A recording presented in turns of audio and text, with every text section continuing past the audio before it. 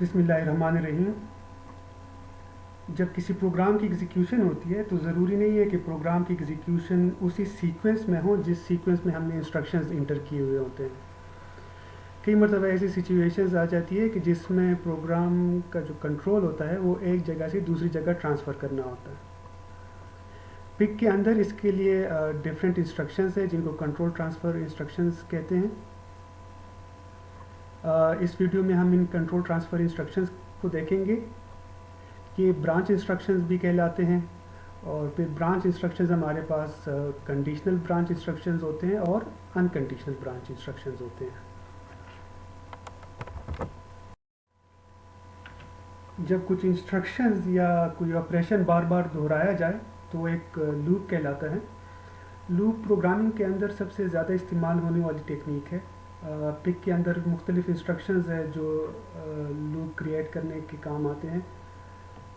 दो तरीक़ों से पिक के अंदर लूप्स क्रिएट किए जाते हैं, इनको हम देखते हैं। DECFSZ instruction, decrement file and skip with zero instruction.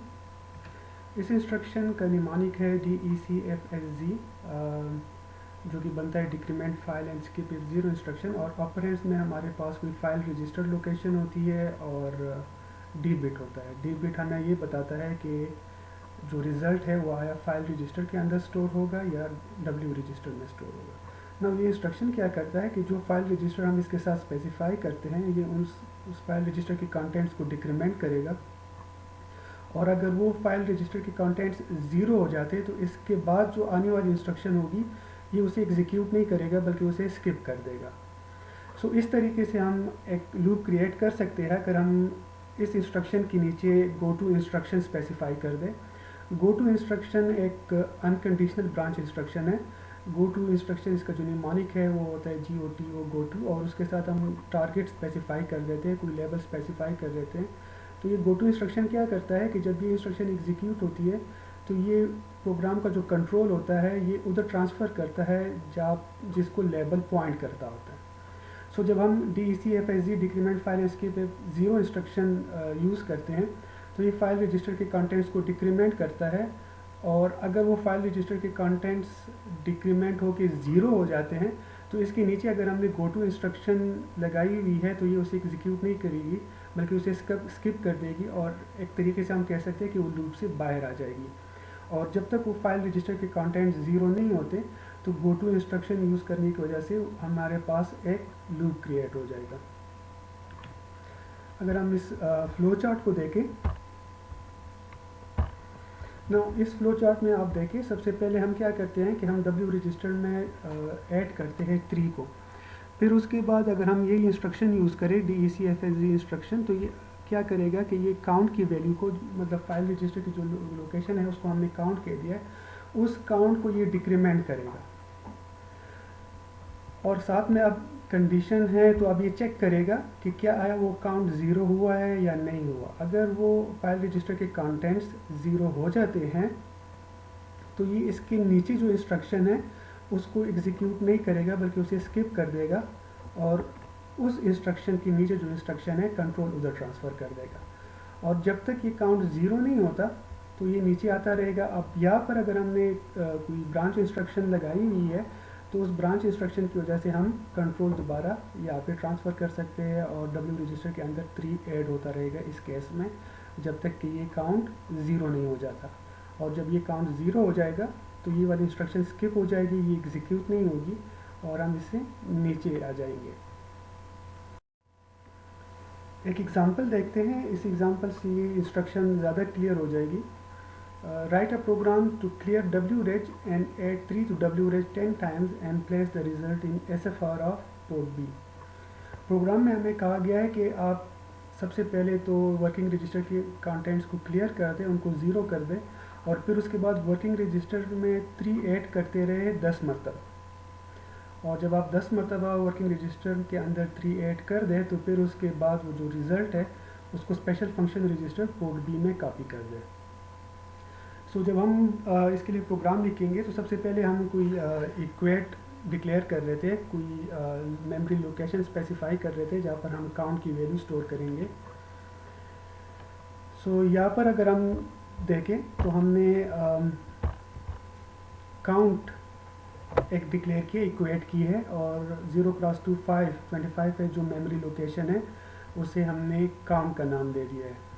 फिर इस काउंट में हम काउंट की वैल्यू स्टोर कर देते हैं, क्योंकि प्रोग्राम में हमें कहा गया था कि 10 मरतबा वर्किंग रजिस्टर में 3 को ऐड करना है, तो हम काउंट में 10 ट्रांसफ़र कर देते हैं, 10 कॉपी कर देते हैं। पहले जाहिर बात है फाइल रजिस्टर है, तो फाइल रजिस्टर में तो हम डायरेक्टली इमीडिएट वैल्यू कॉपी नहीं कर सकते, तो सबसे पहले हम वर्किंग रजिस्टर के अंदर 10 कॉपी कर देते हैं। यहाँ पर डेसिमल में हमने डेसिमल में 10 को वर्किंग रजिस्टर में कॉपी कर दिया है। फिर इन्हीं वर्किंग रजिस्टर के कंटेंट्स को हम काउंट में डाल देते हैं। सो अब हमारे पास जो काउंट है, बेसिकली जो मेमोरी लोकेशन 25H है, वहाँ पर 10 स्टोर हो जाएगा। फिर इसके बाद प्रोग्राम पे आते हैं। प्रोग्राम में हमें कहा गया था कि सबसे पहले वर्किंग रजिस्टर को क्लियर कर दें, सो हम वर्किंग रजिस्टर क्लियर कर देते हैं। मूल W0 वर्किंग रजिस्टर में हम 0 डाल देते हैं। अब इसके बाद हम क्या करेंगे कि वर्किंग रजिस्टर में हम 3 ऐड करते रहेंगे, और ये काम हम 10 मरतबा करते रहेंगे। सो हम ऐड LW इंस्ट्रक्शन यूज़ करके वर्किंग रजिस्टर में 3 को कॉपी कर देते हैं। सो जब पहली दफ़ा ये इंस्ट्रक्शन एग्जीक्यूट होगी तो वर्किंग रजिस्टर में 0 + 3 = 3 हो जाएगा। फिर उसके बाद हम decrement file and skip 0 instruction use करते हैं। टारगेट में हमारे पास काउंट है, और जो हम स्टोर कर रहे हैं वो फाइल रजिस्टर के अंदर ही स्टोर कर रहे हैं। सो इसका मतलब ये है कि पहले काउंट की वैल्यू 10 थी, जब ये इंस्ट्रक्शन एग्जीक्यूट होगी तो ये काउंट की वैल्यू डिक्रीमेंट होकर 9 हो जाएगी, और ये 9 इसी काउंट में इसी लोकेशन 0 + 2 5 के अंदर ही स्टोर होगा। चूँकि काउंट की वैल्यू 0 नहीं हुई, सो इसके नीचे वाली इंस्ट्रक्शन स्किप नहीं होगी, बल्कि ये एग्जीक्यूट होगी। नीचे हमने गो टू इंस्ट्रक्शन लिखी है। ये गो टू इंस्ट्रक्शन क्या करेगा, जो हमने लेबल यहाँ पर स्पेसिफाई किया हुआ है, जो टारगेट हमने स्पेसिफाई किया हुआ है, ये इस प्रोग्राम का जो कंट्रोल है वो दोबारा ऐड LW इंस्ट्रक्शन को ट्रांसफ़र कर देगा। सो इसका मतलब ये कि दोबारा 3 ऐड होगा वर्किंग रजिस्टर में। वर्किंग रजिस्टर के कंटेंट्स पहले 3 हो गए थे, अब वो 6 हो जाएंगे। फिर हम decrement file and skip 0 instruction पे आएंगे। ये काउंट की वैल्यू को डिक्रीमेंट करेगा। काउंट की वैल्यू इससे पहले 9 हो गई थी, अब वो 8 हो जाएगी, और ये 8 दोबारा इस काउंट के अंदर ही स्टोर हो जाएगा। अगेन चूँकि काउंट 0 नहीं हुआ, सो ये वाली इंस्ट्रक्शन स्किप नहीं होगी बल्कि एग्जीक्यूट होगी, जिसकी वजह से कंट्रोल दोबारा यहाँ पे आ जाएगा। सो ये लूप चलता रहेगा। कितनी मरतबा चलेगा? जब तक कि काउंट की वैल्यू 0 नहीं हो जाती, मतलब 10 दफ़ा चलेगा। जब काउंट की वैल्यू 0 हो जाएगी तो ये इंस्ट्रक्शन क्या करेगा कि ये अपनी नीचे वाली इंस्ट्रक्शन को एग्जीक्यूट नहीं करेगा, बल्कि इसको स्किप कर देगा, और एक लिहाज से आप कह सकते हैं कि हम लूप से बाहर आ जाएंगे। जब लूप से बाहर आ जाएंगे तो फिर उसके बाद हमने प्रोग्राम के मुताबिक हमने जो फाइनल रिज़ल्ट है उसको हमने स्टोर करना है special function register port B में। सो उसके लिए हम इंस्ट्रक्शन यूज़ करते हैं MOVWF, move working register to file register, और आगे हम स्पेसिफाई कर रहे थे पोर्ट बी। सो जो वर्किंग रजिस्टर के जो फाइनल कंटेंट्स होंगे वो पोर्ट बी के अंदर कॉपी हो जाएंगे। BNZ इंस्ट्रक्शन को देखते हैं। BNZ इंस्ट्रक्शन मतलब ब्रांच इफ नॉट ज़ीरो। ये इंस्ट्रक्शन तब तक ब्रांच करता रहेगा जब तक कि ज़ीरो फ्लैग सेट नहीं हो जाता। जब तक ज़ीरो फ्लैग सेट नहीं होगा सो ये ब्रांच करता रहेगा। नाउ ये इंस्ट्रक्शन ज़ीरो फ्लैग जो स्टेटस रजिस्टर के अंदर हमारे पास ज़ीरो फ्लैग है, उसी को देख के ब्रांच करता है या ब्रांच नहीं करता। और ज़ीरो फ्लैग का हमें पता है कि ज़ीरो फ्लैग सेट तब होता है जब हमारे पास रिज़ल्ट ज़ीरो हो। जब रिज़ल्ट ज़ीरो होता है तो ज़ीरो फ्लैग 1 हो जाता है, और जब तक रिज़ल्ट हमारे पास नॉन ज़ीरो हो तो रिज़ल्ट जो ज़ीरो फ्लैग है वो ज़ीरो रहता है। सो ये इंस्ट्रक्शन करता क्या है कि ये तब तक ब्रांच करता रहेगा जब तक कि ज़ीरो फ्लैग सेट ना हो जाए। सो इसको देखते हैं कि ये काम कैसे करेगा। कोई भी हमारे पास इंस्ट्रक्शंस हो, वो इंस्ट्रक्शंस एक इंस्ट्रक्शन 2 3 इससे ज़्यादा इंस्ट्रक्शन भी हो सकते हैं ना। अगर हमारे पास हम यहाँ पर डिक्रीमेंट फाइल इंस्ट्रक्शन यूज़ कर लें या इसके अलावा कोई भी अरिथमेटिक इंस्ट्रक्शन हम यूज़ कर सकते हैं। ये इंस्ट्रक्शन जो BNZ इंस्ट्रक्शन से पहले वाली जो इंस्ट्रक्शन है ये फ्लैग्स को अफेक्ट करेगी। उन फ्लैग्स के अंदर ज़ीरो फ्लैग भी होगी, वो भी अफेक्ट होगी, या तो वो ज़ीरो होगी या वो 1 होगी। ज़ीरो फ्लैग 1 तब होती है जब इस इंस्ट्रक्शन का जो रिज़ल्ट है वो ज़ीरो आ जाए। अगर इस इंस्ट्रक्शन का रिज़ल्ट ज़ीरो आ जाता है तो ज़ीरो फ्लैग सेट हो जाएगा, ज़ीरो फ्लैग 1 हो जाएगा। और अगर इस इंस्ट्रक्शन का रिज़ल्ट नॉन ज़ीरो आता है तो ज़ीरो फ्लैग ज़ीरो रहेगा। सो उसी के बेस पे आगे जो नीचे जो हम BNZ इंस्ट्रक्शन यूज़ करेंगे, ये BNZ इंस्ट्रक्शन उसी ज़ीरो फ्लैग को देख के डिसाइड करेगी कि आया इसने लूप बैक करना है, लूप करना है कि लूप नहीं करना। अगर BNZ है ब्रांच इफ़ नॉट ज़ीरो, ये तब तक ब्रांच करेगा जब तक कि हमारे पास रिज़ल्ट ज़ीरो नहीं हो जाता, मतलब जब तक ज़ीरो फ्लैग सेट नहीं हो जाता। एक प्रोग्राम देखते हैं BNZ इंस्ट्रक्शन को समझने के लिए। Write a program to determine if file register location 0x30 contains the value 0. If so, put 55H in it. हमें एक ऐसा प्रोग्राम लिखने का कहा गया है कि जिसमें हम फाइल रजिस्टर लोकेशन 0x30 को देखेंगे। अगर फाइल रजिस्टर लोकेशन 0x30 के अंदर 0 स्टोर्ड है तो हम उसके अंदर 55H को कॉपी कर देंगे। अगर 0x30 के अंदर 0 नहीं है स्टोर तो हमें उसके अंदर कुछ कॉपी करने की ज़रूरत नहीं है अकॉर्डिंग टू दिस प्रोग्राम। सबसे पहले हम करेंगे क्या कि हम 0x30 को कोई नाम असाइन कर लेते हैं, इक्वेट कर लेते हैं इसको। 0x30 जो फाइल रजिस्टर की लोकेशन है, इसको हमने नाम असाइन कर दिया my location, my LOC MYLOC। फिर उसके बाद हम इंस्ट्रक्शन लिखते हैं move F my location comma F. ये इंस्ट्रक्शन करेगा क्या, ये इसी फाइल रजिस्टर के कंटेंट्स को अगेन इसी फाइल रजिस्टर के अंदर ही स्टोर कर देगा। 0x30 के अंदर जो भी स्टोर होगा वो उन कंटेंट्स को अगेन उसी लोकेशन में दोबारा स्टोर कर देगा। अब इस इंस्ट्रक्शन की ज़रूरत क्यों है? इंस्ट्रक्शन की ज़रूरत इसलिए है क्योंकि जो हम BNZ इंस्ट्रक्शन इसके नीचे यूज़ करेंगे, ये BNZ इंस्ट्रक्शन ज़ीरो फ्लैग को देख के डिसाइड करता है कि उसने कंट्रोल किधर ट्रांसफ़र करना है। सो ज़ीरो फ्लैग हमें एक ऐसी इंस्ट्रक्शन चाहिए जो इस BNZ इंस्ट्रक्शन से पहले उस ज़ीरो फ्लैग को अफेक्ट करे, ठीक है। इसलिए हम यही इंस्ट्रक्शन यूज़ करते हैं कि ये 0x30 के कंटेंट्स को अगेन 0x30 में कॉपी कर दे। अब अगर वो कंटेंट्स ज़ीरो होंगे तो ज़ीरो फ्लैग सेट हो जाएगा, अगर वो कंटेंट्स ज़ीरो नहीं होंगे तो ज़ीरो फ्लैग रीसेट रहेगा। क्लियर? अब हम BNZ इंस्ट्रक्शन यूज़ कर सकते हैं इसके नीचे। BNZ इंस्ट्रक्शन क्या करेगा कि जब तक ज़ीरो फ्लैग के कंटेंट्स ज़ीरो होंगे, ये कंट्रोल उधर ट्रांसफ़र करेगा जहाँ पर हम इसे स्पेसिफाई करेंगे। इस केस में नेक्स्ट जहाँ पर पॉइंट करेगा तो कंट्रोल उधर आ जाएगा। नाउ ज़ीरो के फ्लैग के कंटेंट्स ज़ीरो कब होते हैं? ज़ीरो फ्लैग ज़ीरो तब होता है जब उससे पहले जो इंस्ट्रक्शन है उसका रिज़ल्ट नॉन ज़ीरो हो। अगर ये रिज़ल्ट नॉन ज़ीरो है तो ज़ीरो फ्लैग ज़ीरो होगा। जब ज़ीरो फ्लैग ज़ीरो होगा तो कंट्रोल नेक्स्ट पे आ जाएगा इस केस में। अगर इस इंस्ट्रक्शन के मूव एफ के कंटेंट्स, इसका जो रिज़ल्ट है वो ज़ीरो आ जाता है, जिसकी वजह से ज़ीरो फ्लैग सेट होगा। जब ज़ीरो फ्लैग सेट होगा तो कंट्रोल ट्रांसफ़र नहीं होगा, बल्कि उससे नीचे वाली जो इंस्ट्रक्शन है वो एग्जीक्यूट होगी, जिसमें हम वर्किंग रजिस्टर में 55H को पहले कॉपी कर देते हैं और फिर प्रोग्राम के मुताबिक इन्हीं 55H को हम 0x30 लोकेशन में स्टोर कर देंगे। एक और प्रोग्राम देखते हैं। Write a program to clear WREG and then add 3 to WREG 10 times, use the zero flag and BNZ। ये वही प्रोग्राम है जो हमने शुरू में एक एग्जांपल में देखा था। डिफरेंस सिर्फ इसमें ये है कि यहाँ पर हमें कहा गया है कि BNZ इंस्ट्रक्शन यूज़ करें, और BNZ इंस्ट्रक्शन ज़ीरो फ्लैग को देख के डिसाइड करता है। अगेन सबसे पहले तो हम काउंट की वैल्यू इक्वेट कर देते हैं।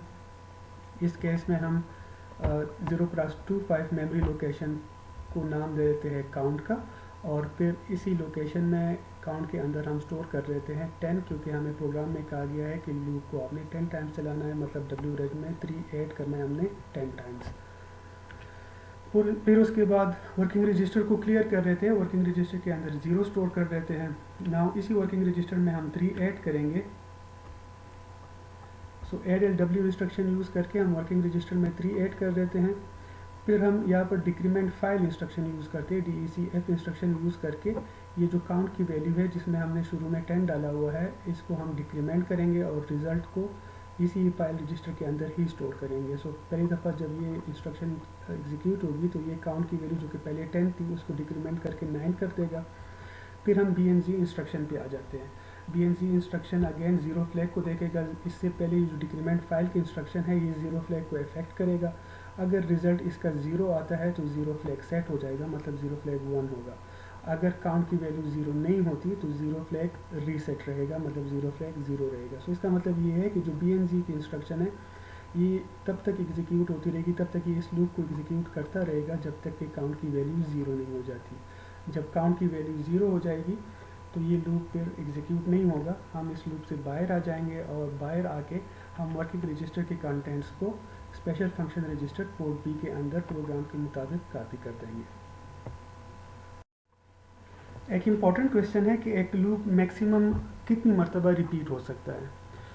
जैसे कि हमें पता है कि किसी भी फाइल रजिस्टर का जो साइज़ होता है वो 8 बिट का होता है। हम मैक्सिमम उसके अंदर जो वैल्यू स्टोर कर सकते हैं वो, अगर हम हेक्सा में बात करें तो FFH हम मैक्सिमम उसके अंदर स्टोर कर सकते हैं। इस तरीके से अगर हम डेसिमल में बात करते हैं तो मैक्सिमम वैल्यू जो हम किसी फाइल रजिस्टर के अंदर स्टोर कर सकते हैं वो 255 होती है। एक काउंट की वैल्यू जो मैक्सिमम हो सकती है वो 255 आ गई। इसका मतलब ये है कि एक लूप मैक्सिमम 255 टाइम्स रिपीट हो सकता है। अब उस केस में क्या होगा कि जहाँ पर हमने लूप को 255 टाइम से ज़्यादा चलाना हो, उस केस में हम क्या करेंगे कि एक से ज़्यादा मेमोरी लोकेशन यूज़ करेंगे, एक से ज़्यादा रजिस्टर्स हम यूज़ करेंगे काउंट की वैल्यू को स्टोर करने के लिए। जब हम एक से ज़्यादा रजिस्टर्स यूज़ करें काउंट की वैल्यू को स्टोर करने के लिए तो वो लूप फिर नेस्टेड लूप कहलाएगा। नेस्टेड लूप मतलब ये है कि एक लूप के अंदर दूसरा लूप, दूसरे के अंदर तीसरा लूप, जो जितनी हमारी रिक्वायरमेंट्स होती है, उस तरीके से हम इसको यूटिलाइज़ कर सकते हैं। एक एग्जांपल देखते हैं नेस्टेड लूप को समझने के लिए। Write a program to load the port B SFR register with the value 55H and complement it 700 times. अब हमें कहा गया है कि पोर्ट बी का जो स्पेशल फंक्शन रजिस्टर है उसके अंदर 55H को कम्प्लीमेंट कर दे। पहले हम उसके अंदर 55 को कॉपी करेंगे और फिर उसकी वैल्यू को हम कम्प्लीमेंट करेंगे। कितनी दफ़ा कम्प्लीमेंट करेंगे? 700 दफ़ा कम्प्लीमेंट करेंगे।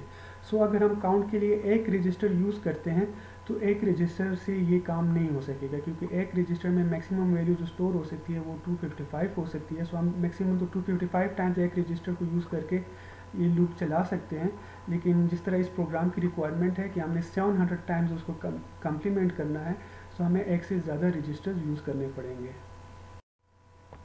इस प्रोग्राम के केस में हमें दो फाइल रजिस्टर्स की लोकेशंस चाहिए होंगी अगर हम एक लूप को 700 टाइम्स एग्जीक्यूट करना चाहें। तो सबसे पहले तो हम उन लोकेशंस को इक्वेट कर देते हैं। जिस तरह इस केस में आप देख सकते हैं कि मेमोरी लोकेशन 25H को हमने R1 का नाम दे दिया है और मेमोरी लोकेशन 26H को हमने R2 का नाम दे दिया है। बेसिकली ये जो R1 फाइल रजिस्टर की लोकेशन है और R2 की फाइल रजिस्टर की लोकेशन है, यहाँ पर हम काउंट की वैल्यू स्टोर करेंगे और उन्हीं काउंट को हम यूज़ करेंगे इस लूप को 700 टाइम्स चलाने के लिए। फिर हम काउंट डिसाइड करते हैं, क्योंकि हमने 700 टाइम्स एग्जीक्यूट करना है। तो सबसे सिंपल कैलकुलेशन है कि एक लूप को हम जो आउटर लूप कहे उसको, आउटर लूप को अगर हम 10 टाइम्स एग्जीक्यूट कर लें और जो इसके अंदर जो इनर लूप है उसको हम 70 टाइम्स एग्जीक्यूट करें तो 70 क्रॉस 10 टोटल हमारे पास 700 बन जाता है। जो 10 है उसको हमने लेबल दे दिया, उसको हमने नाम इक्वेट कर दिया है काउंट 1 का, और 70 को हमने नाम असाइन कर दिया है काउंट 2 का। फिर प्रोग्राम के मुताबिक हमने वर्किंग रजिस्टर में 55 को स्टोर करना है। 55 को हम वर्किंग रजिस्टर में डालेंगे और फिर इसी 55 की वैल्यू को हमने पोर्ट बी के अंदर स्टोर करना है। अगेन वही बात है कि हम इमीडिएट वैल्यू या लिटरल वैल्यू को डायरेक्टली किसी फाइल रजिस्टर में कॉपी नहीं कर सकते। सबसे पहले हमें वर्किंग रजिस्टर में कॉपी करना पड़ा और फिर वर्किंग रजिस्टर से हम पोर्ट बी में कॉपी कर देते हैं। उसके बाद हम क्या करते हैं कि हम इन रजिस्टर्स में काउंट्स की वैल्यू डाल देते हैं, क्योंकि यहाँ पर हमने तो इक्वेट कर दिया है। हमने दो मेमोरी लोकेशन ले लिया है, 0x25 और 0x26। ये दो फाइल रजिस्टर की लोकेशन है, एक को R1 कह दिए, दूसरे को R2 कह दिए।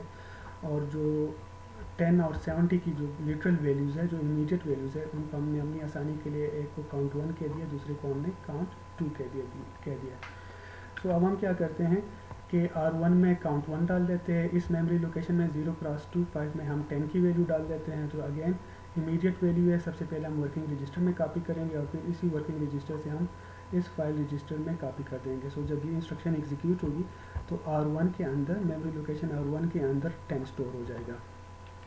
इसी तरीके से R2 में 70 को स्टोर कर लेते हैं। अगेन काउंट 2 जो कि हमारे पास लिटरल 70 वैल्यू है, उसको पहले वर्किंग रजिस्टर में कॉपी कर लेते हैं और फिर वर्किंग रजिस्टर से इस फाइल रजिस्टर की लोकेशन R2 में हम कॉपी कर लेते हैं। सो यहाँ तक जो इंस्ट्रक्शंस है जब ये एग्जीक्यूट होंगे तो मेमोरी लोकेशन 25 में 10 आ जाएगा और मेमोरी लोकेशन 26 में 70 आ जाएगा। फिर उसके बाद हम कम्प्लीमेंट करते हैं पोर्ट बी में, चूँकि हमने 55 डाल दिया है तो अब पोर्ट बी की जो वैल्यूज़ है उनको हम कम एफ की इंस्ट्रक्शन यूज़ करके COMPF जो कि निमोनिक है इसका COMPF पोर्ट बी कर देते हैं और रिज़ल्ट अगेन फाइल रजिस्टर, मतलब इस केस में पोर्ट बी के अंदर ही स्टोर होगा। सो जब ये इंस्ट्रक्शन एग्जीक्यूट होगी तो इस इंस्ट्रक्शन की एग्जीक्यूशन से पहले पोर्ट बी की वैल्यू 55 थी, तो 55 कम्प्लीमेंट होके AA हो जाएगी। नाउ ये एक दफ़ा कम्प्लीमेंट होगी, हमने 700 टाइम्स कम्प्लीमेंट करना है, तो इसके बाद हम जो इनर लूप है उसको डिक्रीमेंट करेंगे, मतलब R2 की वैल्यू को हम डिक्रीमेंट करेंगे। R2 में हमने 70 स्टोर किया था, वो 70 69 हो जाएगा और अगेन रिज़ल्ट R2 के अंदर ही स्टोर होगा। सो इस इंस्ट्रक्शन की एग्जीक्यूशन के बाद R2 की वैल्यू 69 हो जाएगी। फिर इसके बाद BNZ की इंस्ट्रक्शन यूज़ करते हैं, जब तक ज़ीरो फ्लैग हमारे पास सेट नहीं होता, मतलब जब तक R2 की वैल्यू ज़ीरो नहीं होती, तो ये जो इनर लूप है ये एग्जीक्यूट होता रहेगा, चलता रहेगा, जिसको हमने लूप 2 का LOP2 का नाम दिया हुआ है। ये लूप तब तक चलता रहेगा जब तक कि R2 की वैल्यू ज़ीरो नहीं होती, और R2 की वैल्यू ज़ीरो तब होगी जब ये इनर लूप 70 टाइम्स चले, जब ये 70 टाइम्स एग्जीक्यूट हो। जब ये 70 टाइम्स ये लूप एग्जीक्यूट हो जाएगा तो हम इस लूप से बाहर आ जाएंगे। आउटर लूप की वैल्यू जिसमें हमने 10 डाला था वो डिक्रीमेंट होगा, वो डिक्रीमेंट होके 9 हो जाएगा। 9 होके फिर हम दोबारा लूप 1 पे आ जाएंगे। जब हम लूप 1 पे आएंगे यहाँ पर हम R2 को दोबारा लोड कर देंगे, दोबारा इसमें 70 की वैल्यू डाल देंगे। सो इनर लूप दोबारा 70 टाइम्स चलेगा, फिर हम इससे बाहर आएंगे, R1 9 से 8 हो जाएगा, फिर हम आउटर लूप पे चले जाएंगे, फिर हम R2 को लोड करके दोबारा इसमें 70 डालेंगे। 70 हम R2 में तब तक डालते रहेंगे, 10 टाइम्स डालेंगे जब तक कि आउटर लूप चलता रहेगा। सो बेसिकली ये 70 क्रॉस 10 700 टाइम्स ये पोर्ट बी की वैल्यू को कम्प्लीमेंट करेगा।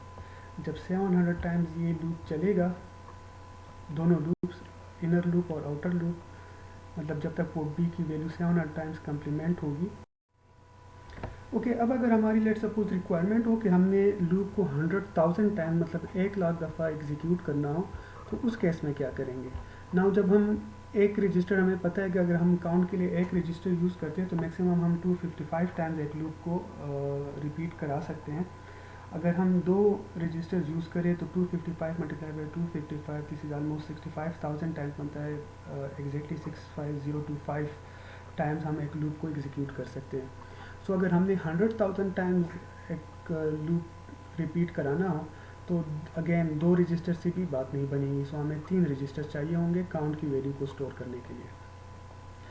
इसी तरह इसी प्रोग्राम को अगर हम देखें तो यहाँ पर हमने 3 मेमोरी लोकेशन 0x1, 0x2 और 0x3 इक्वेट करा दिए हैं, जिनमें हम काउंट्स की वैल्यू स्टोर करेंगे। एक को हमने R1 कह दिया, दूसरे को R2 कह दिया और तीसरे रजिस्टर को R3 कह दिया। दिस इज़ बेसिकली R3, सो इसका ख्याल रखें। उसी तरीके से काउंट 1, काउंट 2 और काउंट 3 हमने लेबल्स असाइन कर दिए, इक्वेट कर दिए डेसिमल वैल्यूज़ 100, 100 और 10 को। सो बेसिकली 100 क्रॉस 100 क्रॉस 10 ये हमारे पास 100,000 बनेगा। सो अगेन उसी तरीके से हम पोर्ट बी में पहले 55 की वैल्यू डाल देते हैं, फिर हम काउंट 3 जो सबसे जो आउटर लूप है R3 उसमें हम 10 डाल देंगे। इस केस में काउंट 3 की वैल्यू 10 है, सो हमने R3 की जो लोकेशन है 0x3 उसमें हमने 10 की वैल्यू डाल दी। इसके अंदर जो लूप होगा उसमें हम काउंट 2 की जो वैल्यू है वो हम R2 पे असाइन कर देते हैं, R2 में 100 आ जाएगा, और जो सबसे जो इनर लूप होगा R1 का उसमें भी हम R1 की रजिस्टर में हम 100 डाल देते हैं। फिर हम लूप से एग्जीक्यूट करते हैं, कम्प्लीमेंट करेंगे पोर्ट बी की वैल्यू को 55 का, तो AA हो जाएगा जब पहली दफ़ा एग्जीक्यूट होगा। R1 को डिक्रीमेंट करेंगे और अगेन चेक करेंगे कि क्या R1 की वैल्यू ज़ीरो होती है कि नहीं। जब तक कि R1 की वैल्यू ज़ीरो नहीं होगी जो सबसे इनर मोस्ट लूप है वो चलता रहेगा। ये लूप 100 टाइम्स एग्जीक्यूट होगा। जब ये 100 टाइम्स एग्जीक्यूट हो जाएगा तो हम इस लूप से बाहर आ जाएंगे, R2 की वैल्यू को डिक्रीमेंट करेंगे और दोबारा कंट्रोल ट्रांसफ़र कर देंगे यहाँ पर। यहाँ पर दोबारा R1 की वैल्यू लोड होगी, 100 हो जाएगी, एग्जीक्यूट होगा। सो ये इनर लूप चलते रहेंगे। इस तरीके से जब R2 की वैल्यू 0 हो जाएगी तो हम इसी लूप से बाहर आके R3 को डिक्रीमेंट करेंगे और कंट्रोल ट्रांसफ़र कर देंगे लूप 3 पर। सो इस तरीके से हम एक लूप के अंदर दूसरा लूप, दूसरे के अंदर तीसरा लूप, अपनी रिक्वायरमेंट्स के हिसाब से जितनी हमें लूप्स की ज़रूरत होती है हम लूप्स यूज़ कर सकते हैं। बी एन जी के अलावा हमारे पास और भी कंडीशनल जंप्स या कंडीशनल ब्रांच के इंस्ट्रक्शंस है, उनको देखते हैं। लाइक हमारे पास एक इंस्ट्रक्शन है बी सी के नाम से, ब्रांच इफ़ कैरी। ये इंस्ट्रक्शन तब तक ब्रांच करेगा जब तक कैरी की वैल्यू, कैरी फ्लैग की वैल्यू 1 होती है। बी एन सी ये इंस्ट्रक्शन तब तक ब्रांच करता रहेगा जब तक कैरी फ्लैग की वैल्यू 0 होती है। बी जी ब्रांच इफ 0, ये इंस्ट्रक्शन तब तक ब्रांच करता रहेगा जब तक कि ज़ीरो फ्लैग की वैल्यू 1 होती है। ज़ीरो फ्लैग की वैल्यू 1 तब होगी जब हमारे पास उससे पहले एक इंस्ट्रक्शन के रिजल्ट्स 0 होंगे। तो जब तक कि वो 0 होंगे तब तक ये ब्रांच करता रहेगा। बी एन जी को अभी हमने देखा, ये तब तक ब्रांच करता है जब तक ज़ीरो फ्लैग की वैल्यू 0 होती है, मतलब जब तक उससे पहले जो रिज़ल्ट है वो नॉन ज़ीरो हो। B N branch if negative, तब तक ब्रांच करेगा जब तक नेगेटिव फ्लैग की वैल्यू 1 होगी। B N N branch if not negative, तब तक ब्रांच करता रहेगा जब तक नेगेटिव फ्लैग की वैल्यू 0 होती है। B O V branch if overflow, जब तक ओवरफ्लो की वैल्यू 1 होगी तब तक ये ब्रांच करेगा। और बी एन ओ वी जब तक ओवरफ्लो फ्लैग की वैल्यू 0 होगी तो ये ब्रांच करता रहेगा। सो ये हमारे पास ये भी कंडीशनल जंप के इंस्ट्रक्शंस हैं जिनको हम यूज़ कर सकते हैं और आगे हम इनको यूटिलाइज भी करेंगे अपने मुख्तलिफ प्रोग्राम्स के अंदर। बिजी इंस्ट्रक्शन को ज़रा देख लें। बिजी इंस्ट्रक्शन मतलब ब्रांच इफ़ ज़ीरो, मतलब तब तक ये ब्रांच करता रहेगा जब तक ज़ीरो फ्लैग की वैल्यू 1 होती है। ज़ीरो फ्लैग की वैल्यू 1 कब होती है? ज़ीरो फ्लैग की वैल्यू 1 होती है अगर रिज़ल्ट हमारे पास 0 हो। सो ये बेसिकली बी एन जी के अपोजिट काम कर रहा है। बी एन जी में जैसी रिज़ल्ट की वैल्यू 0 हो जाती है, बी एन जी फिर मज़ीद लूप एग्जीक्यूट नहीं करता, जबकि बी जी तब तक एग्जीक्यूट करता रहेगा जब तक ज़ीरो फ्लैग की वैल्यू सेट होती है। जब तक रिज़ल्ट हमारे पास 0 होगा तो तब तक ये एग्जीक्यूट करता रहेगा। जब रिज़ल्ट हमारे पास नॉन ज़ीरो हो जाता है तो ज़ीरो फ्लैग 0 हो जाएगा, फिर बीजी इंस्ट्रक्शन काम नहीं करेगा। इस तरह हम यहाँ पर देखें, हम पहले क्या करते हैं कि पोर्ट ई की वैल्यू को हम वर्किंग रजिस्टर में कॉपी करते हैं मूव एफ इंस्ट्रक्शन के थ्रू। इससे ज़ीरो फ्लैग्स इफेक्ट होंगे, बाकी फ्लैग भी इफेक्ट होंगे, उन्हीं में ज़ीरो फ्लैग भी इफेक्ट होगा।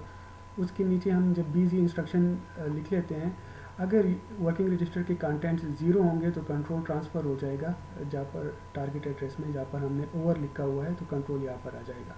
अगर वर्किंग रजिस्टर के कंटेंट 0 नहीं होते तो हम बाहर आ जाएंगे, लेकिन जब तक वर्किंग रजिस्टर के कंटेंट्स 0 होंगे तो हम कंट्रोल ट्रांसफ़र करते रहेंगे। सो बेसिकली पोर्ट ई में अगर कोई वैल्यू 0 आती है तो ये इसी इंस्ट्रक्शन में ही लगा रहेगा जब तक कि पोर्ट ई के कंटेंट्स नॉन ज़ीरो नहीं हो जाते। जब तक 0 के अलावा कोई वैल्यू नहीं आती तब तक कंट्रोल इधर ही रहेगा। इस तरीके से बी एन सी एक इंस्ट्रक्शन है। B N C instruction mean branch if no carry. Carry flag effect होता है जब एम एस बी बिट से कोई कैरी जनरेट होती है। सो अगर एम एस बी बिट से कोई कैरी जनरेट हो तो कैरी फ्लैग सेट हो जाता है, कैरी फ्लैग 1 हो जाता है। अगर कोई कैरी जनरेट नहीं होती तो कैरी फ्लैग 0 होता है। सो बी एस टी इंस्ट्रक्शन तब तक एग्जीक्यूट होती रहेगी जब तक कि कोई कैरी ना आए। जब तक कैरी 0 होगी तो ये ब्रांच की इंस्ट्रक्शन ब्रांच होता रहेगा, और जैसी कैरी आएगी तो कैरी फ्लैग 1 हो जाएगा, जिसकी वजह से फिर ये ब्रांच नहीं होगा।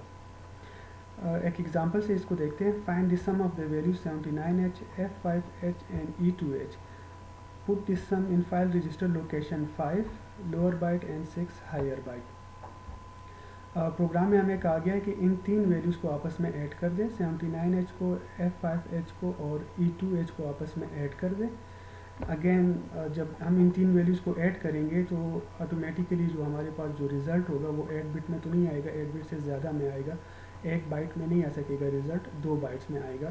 तो हमें प्रोग्राम में कहा गया है कि जो लोअर बाइट है उसको आप मेमोरी लोकेशन 5 में स्टोर कर दें और इस रिज़ल्ट का जो हायर बाइट होगा उसको मेमोरी लोकेशन 6 में स्टोर कर दें। सो इस प्रोग्राम को देखते हैं और समझते हैं कि BNC इंस्ट्रक्शन कैसे काम करेगी। ओके, इस प्रोग्राम को देखते हैं। सबसे पहले तो हम मेमोरी लोकेशंस कुछ इक्वेट कर रहे थे अपनी आसानी के लिए। हमें कहा गया था कि जो लोअर बाइट है उसको लोकेशन 5 में स्टोर करना है, जबकि जो हायर बाइट है उसको लोकेशन नंबर 6 में स्टोर करना है। सो लोकेशन 0x5 को हम इक्वेट कर रहे थे, इसको हम नाम दे रहे हैं L बाइट का, और 0x6 को हम नाम दे रहे थे H बाइट का। एक डायरेक्टिव यूज़ कर रहे थे org0h, जिसका मतलब ये है कि इस प्रोग्राम की जो पहली इंस्ट्रक्शन है वो मेमोरी लोकेशन 0h में स्टोर होगी। सो ये बेसिकली असेंबलर डायरेक्टिव है। उसके बाद हम वर्किंग रजिस्टर, जो कि हमारा एक्यूमुलेटर का काम करता है, उसको हम रीसेट कर लेते हैं, और साथ में हम मेमोरी लोकेशन H बाइट को भी रीसेट कर लेते हैं। हो सकता है कि इस मेमोरी लोकेशन में पहले कोई वैल्यू पड़ी होगी जो कि इस केस में हमारे लिए गार्बेज वैल्यू होगी। सो बेहतर ये है कि हम इसको रीसेट कर दें। सो मेमोरी लोकेशन 0x6 को हम रीसेट कर रहे थे with the help of the instruction move WF H_ byte. Working register में हमने 0 डाला था, तो इसका मतलब ये है कि इन इंस्ट्रक्शन की एग्जीक्यूशन के बाद वर्किंग रजिस्टर में भी 0 होगा और मेमोरी लोकेशन 6 में भी 0 आ जाएगा। हमने 3 वैल्यूज़ ऐड करनी है, 79H, F5H और E2H। सबसे पहले हम वर्किंग रजिस्टर के कंटेंट्स के साथ 79H को ऐड कर देते हैं। वर्किंग रजिस्टर में पहले 0 पड़ा हुआ था, अब इन 0 के साथ हम 79 ऐड करेंगे तो आंसर हमारे पास 79 ही आएगा, और कैरी चूँकि कोई कैरी जनरेट नहीं होगी, सो जिसकी वजह से ये जो BNC इंस्ट्रक्शन है ये कंट्रोल ट्रांसफ़र कर देगा जहाँ पर हम इसको स्पेसिफाई करेंगे, मतलब N1 के केस में। सो जब हम 79 को ऐड करेंगे वर्किंग रजिस्टर के साथ, फिर हम ये BNC इंस्ट्रक्शन चेक करेगा कि क्या कोई कैरी जनरेट हुई है कि नहीं हुई। अगर कैरी जनरेट नहीं होती तो कंट्रोल डायरेक्ट यहाँ पर आ जाएगा, अगर कैरी जनरेट होती है तो कंट्रोल नीचे आएगा, और जो H बाइट जिसमें हमने 0 डाला था उसको इंक्रीमेंट कर देगा, मतलब वो 0 से 1 हो जाएगा। इस केस में जब हम 0 के साथ 79 ऐड करते हैं तो कोई कैरी जनरेट नहीं होती, सो कंट्रोल यहाँ से यहाँ पर आ जाएगा, H बाइट इंक्रीमेंट नहीं होगा। जब कंट्रोल यहाँ पर आ जाएगा तो अगेन हम इसके साथ फिर वर्किंग रजिस्टर के साथ फिर हम दूसरी वैल्यू ऐड करेंगे जो कि है F5H। ना वर्किंग रजिस्टर में पहले 79 आ गया था, 79 और F5 को जब हम आपस में ऐड करते हैं तो हमारे पास जो रिज़ल्ट आता है वो आता है, अगर हम 8 बिट में बात करें तो रिज़ल्ट आता है 6EH, और साथ में कैरी भी जनरेट होती है। सो जब हम नीचे ये इंस्ट्रक्शन एग्जीक्यूट करेंगे BNC ये चेक करता है कि क्या कोई कैरी जनरेट हुई है कि नहीं हुई। अगर कैरी जनरेट नहीं होती तो कंट्रोल यहाँ पर आएगा, लेकिन इस केस में कैरी जनरेट हो जाती है, सो ये नीचे वाली इंस्ट्रक्शन एग्जीक्यूट होगी H बाइट। H बाइट में पहले 0 था, अब वहाँ पर आ जाएगा 1, क्योंकि वो इंक्रीमेंट हो गया है, सो वो 1 हो जाएगा। फिर उसके बाद हम उसके साथ जो तीसरी वैल्यू है E2H इसको ऐड करते हैं।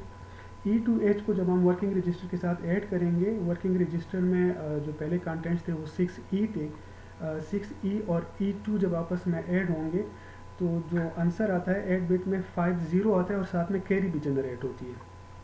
तो इसका मतलब ये है कि अगेन यहाँ पर ब्रांच नहीं होगा क्योंकि कैरी जनरेट हो गई है, और H बाइट इंक्रीमेंट हो जाएगा। H बाइट में यहाँ पर 1 हो गया था तो यहाँ पर वो 2 हो जाएगा।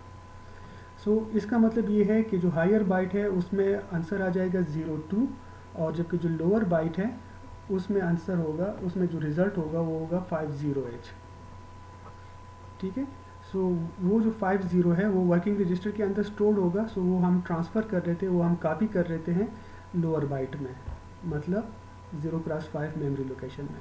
सो जब ये प्रोग्राम एग्जीक्यूट हो जाएगा तो 0x5 में इन तीनों का जो सम का जो रिज़ल्ट होगा उसका लोअर बाइट 0x5 में स्टोर हो जाएगा, जो कि इस केस में 50H होगा, और इन तीनों के रिज़ल्ट का जो हायर बाइट होगा, जो सिग्निफिकेंट बाइट होगा, वो मेमोरी लोकेशन 0x6 में स्टोर हो जाएगा, जो कि इस केस में है 02।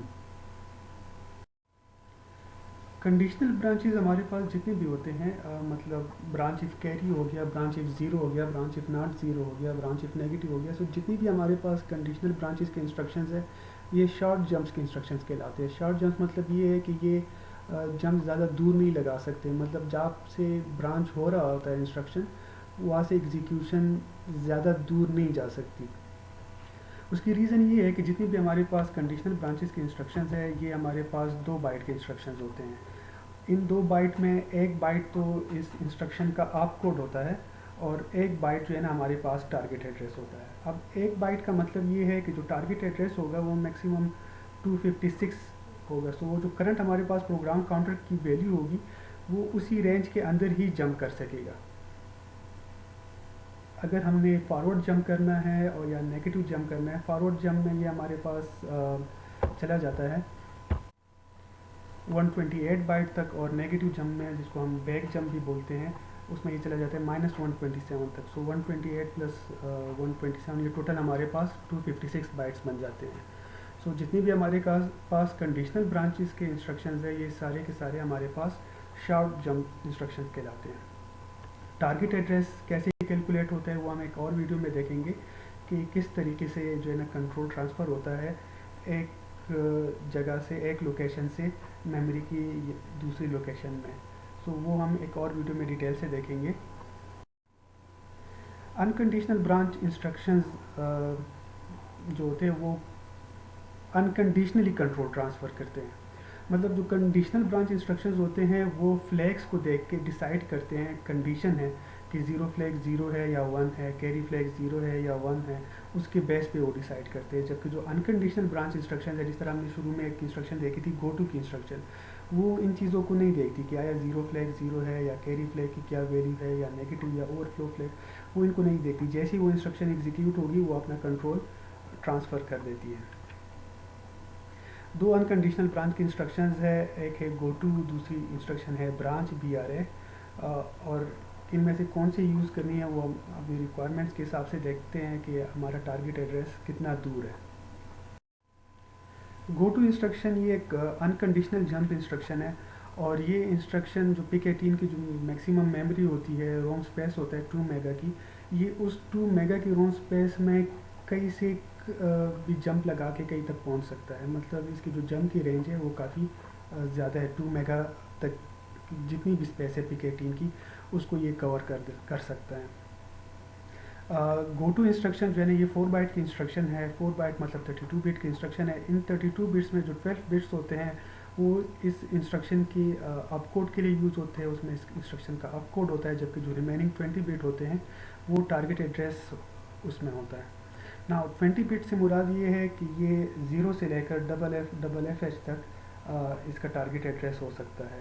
ना FFFF को अगर हम देखें तो FFFF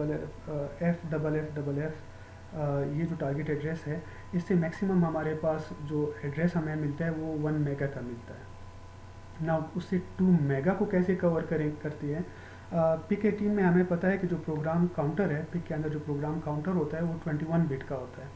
तो इस 21 बिट के प्रोग्राम काउंटर में इसका जो लीस्ट सिग्निफिकेंट बिट होता है उसको ऑटोमेटिकली ज़ीरो कर दिया जाता है, जबकि बाकी जो 20 बिट्स होते हैं उसमें ये टारगेट एड्रेस डाल दिया जाता है। तो जो गो टू का टारगेट एड्रेस जो कि 20 बिट का होता है वो प्रोग्राम काउंटर के अपर 20 बिट्स में आ जाता है, और जो लीस्ट सिग्निफिकेंट बिट होता है उधर ऑटोमेटिकली उसके साथ एक ज़ीरो ऐड कर दिया जाता है। सो जब उसके साथ ज़ीरो ऐड कर देते हैं तो इसकी रेंज बढ़ जाती है। इसकी रेंज फिर 1FFFH तक चला जाता है ये, जिससे टोटल 2 मेगा की जो स्पेस है वो कवर हो जाती है। एक तो इससे ये प्रॉब्लम सॉल्व हो जाता है कि टोटल 2 मेगा की स्पेस जो है ना वो कवर हो जाएगी। दूसरा इससे ये भी कंफर्म हो जाता है कि इसका जो टारगेट एड्रेस होगा वो हमेशा इवन होगा, और वो काफ़ी इंपॉर्टेंट है इन द सेंस कि पिक में हमारे पास जितनी भी इंस्ट्रक्शंस है वो या तो 2 बाइट के इंस्ट्रक्शंस है या 4 बाइट के इंस्ट्रक्शंस है। सो इस चीज़ के चांसेस बिल्कुल ख़त्म हो जाते हैं कि गो टू किसी ऐसी जगह पे, किसी ऐसी लोकेशन में लैंड करेगा जो किसी इंस्ट्रक्शन का मिडल हो, उसका दरमियान हो। सो वो पॉसिबिलिटी सारी ख़त्म हो जाती है, क्योंकि प्रोग्राम काउंटर में जो लीस्ट सिग्निफिकेंट बिट है वो हमेशा ज़ीरो रहेगा गो टू के केस में, और जो उसके अपर 20 बिट्स होंगे उसमें टारगेट एड्रेस आ जाएगा, और जो लीस्ट सिग्निफिकेंट बिट है वो चूँकि ज़ीरो होगा। सो हमेशा जहाँ पर भी ये जंप लैंड करेगा वो किसी इंस्ट्रक्शन का स्टार्ट ही होगा।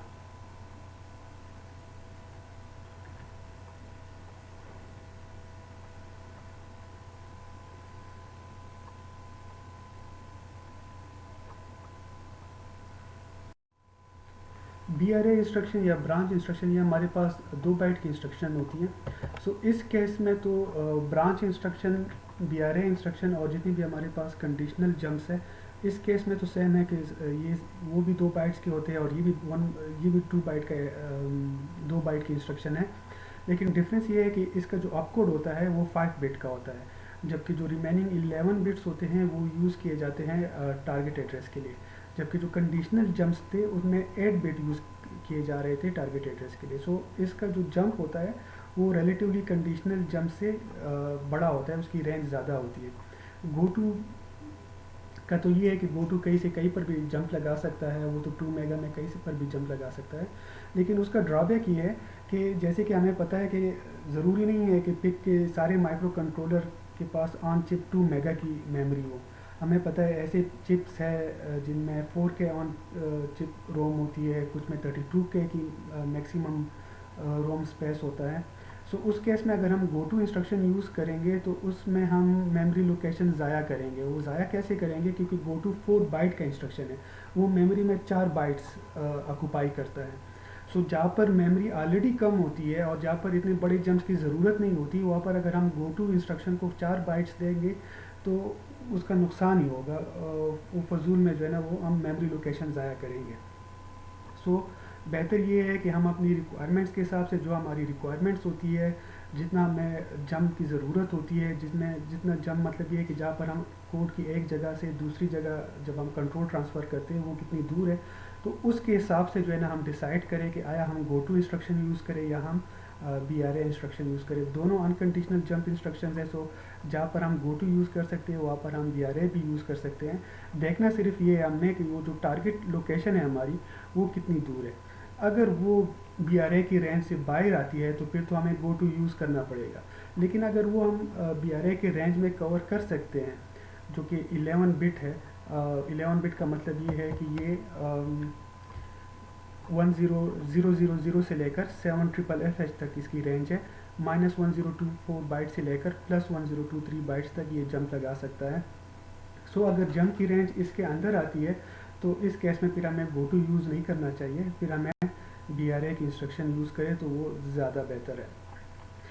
अगर टारगेट एड्रेस हमारे पास नेगेटिव होता है तो इसका मतलब ये है कि ये बैकवर्ड जंप लगाएगा, और अगर टारगेट एड्रेस पॉजिटिव है तो इसका मतलब होता है कि ये फॉरवर्ड जंप लगाएगा।